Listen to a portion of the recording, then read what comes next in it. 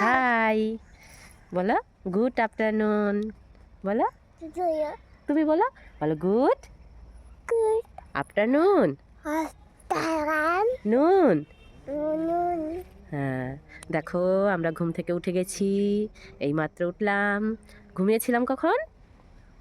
কখন ঘুমিয়েছিলাম বলো? 1টার দিকে। এখন 4টে বাজে, আমরা ঘুম পেড়ে উঠলাম, তাই তো? অনেকক্ষণ ঘুমিয়ে পড়েছিলাম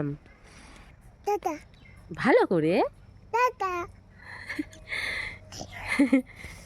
হ্যাঁ, টাটা। দেখো আমরা ঘুম পাড়ে উঠেছি, এখন একটু হাঁটি হাঁটি করবো, নাচাগানা করবো, তাই না?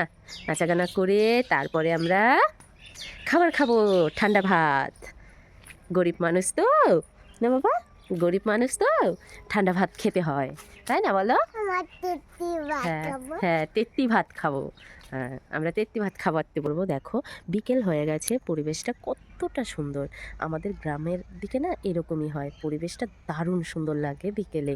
আর সকালে তো বলাই যায় না, বলাই বাহুল্য, এতটা সুন্দর লাগে। আর তার মাঝখানে হচ্ছে আমাদের বাড়ি। এই যেটা হচ্ছে আমাদের বাড়ি, দেখো একদম এখান থেকে আমরা বাড়িতে ঢুকি, আর বাড়ি থেকে এই দিক দিয়ে বেরিয়ে যেতে হয়।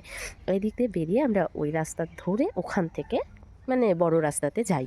মানে একদম গ্রামই বলো, গ্রামের ভেতরে যে ছোট ছোট মিনি পাকা রাস্তা হয়, সেই পাকা রাস্তাটাই আমাদের বাড়ির পাশে।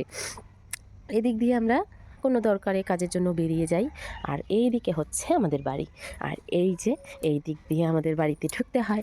এই যে আমাদের ঘর একদম এখান থেকে শুরু করে ঘোরানো, এই পাশটা হাফ ওয়াল, তার ওই পাশে আছে ফুল ওয়াল। কিন্তু গরিব মানুষের ঘর, তাই না? কতটাই আর সুন্দর হবে, দেখো একদম কাঁচা বারান্দা, যেটুকু আছে সেটুকু কাঁচা। সুন্দর বলতে মানে বুঝতেই পারছো যে গরিবের ভাঙাচোরা বাড়ি। আর ওই যে ঘরটা দরজা খোলা, সেখানে আমরা থাকি, মানে আমি, আমার বর, তোমাদের দাদা ভাই, আর হচ্ছে আমাদের ছেলে। আর এখানে এই সাইডটাতে হচ্ছে রান্নাঘর, এখানে আমরা রান্না করি। আর ওই পাশে যে ঘরটা আছে টিনের দরজা লাগানো, সেখানেও আমরা রান্না করি। তোমাদের সাথে গল্প করতে করতে দেখো আমি চলে এসেছি রাস্তাতে। আর রাস্তাতে বিকেলের সময় অনেক লোক থাকে, অনেক লোক যাতায়াত করে।